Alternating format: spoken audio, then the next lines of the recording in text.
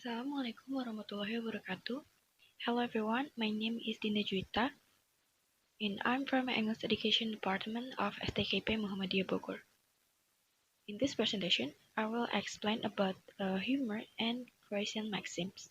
I made this video to fulfill my midterm exam for Pragmatics course. So first, I will explain about Gricean Maxim. Okay, the cooperative principle is divided into Grice for maxims of conversation. Grice maxim of conversation are a collection of maxims proposed by a linguist Paul Grice that describe about how people communicate when they want to be properly understood by others. You can use this maxim as a guiding principles that make your communication as effective as possible.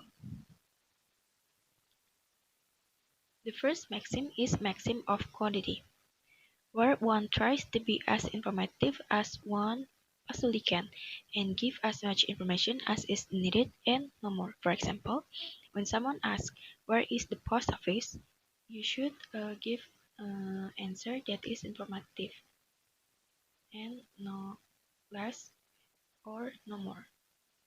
Like this. Down the road, about 50 meters past the second left. This answer is not good because the information is less. The second is maxim of quality. It is where one tries to be truthful and does not give information that is false or that is not supported by evidence. For example, should I buy my son this new car? The good answer is, I don't know if that's such a good idea. He is total to cars since he got his license last year. And this answer is not good because it is not it is including info that not backed up with supporting evidence. The third is maxim of relation. It is where one tries to be relevant and says things that are pertinent to the discussion. For example, how are you doing in school? The relevant answer is not too well. Actually, I am failing two of my classes.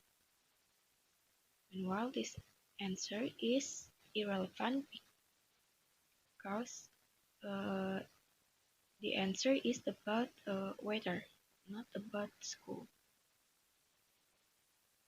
And the last is maxim of manner. It is when one tries to be as clear, as brief, and as orderly as one can in what one says, and where one avoids obscurity and ambiguity, which can be interpreted in multiple ways. For example, when someone asks, what did you think of that movie?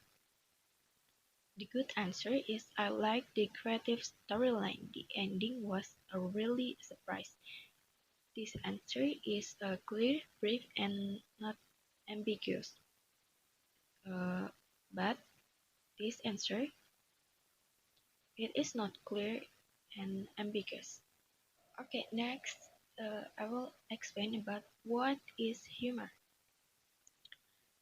So the Encyclopedia of Britannica defines humor as a form of communication that evokes the reflex of laughter of people, or it can simply defined as something that makes a person laugh or smile.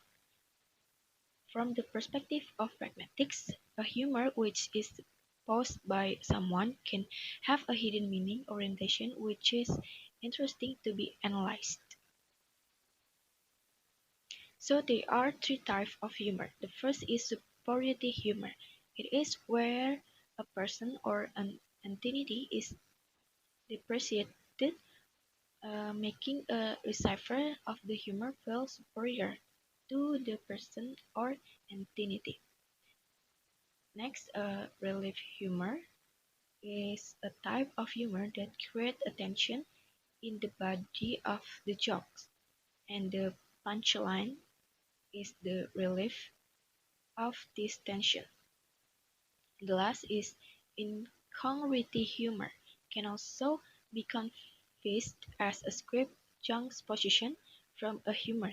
This is a this is a broad category that contains things like punch, where there is a juxtaposition between two sets of meaning of a word; satire, where there is a juxtaposition between what is and what should be; and the anachronistic humor, which is a juxtaposition between the present and another period of time. So, next is why people laugh at a certain event of comedy. So people laughing the humor in a comedy movie because it is fun and the humorous situation are created by the floating of a conversational maxim done by the characters in the movie. So the humorous effect were caused by the actor whose the utterances were not relevant to the spoken topics. Grice, as cited by Ataro, suggested that jokes or humor are non-cooperative, meaning to say humorous situation exists because there is non-cooperative interaction among the interlocutors.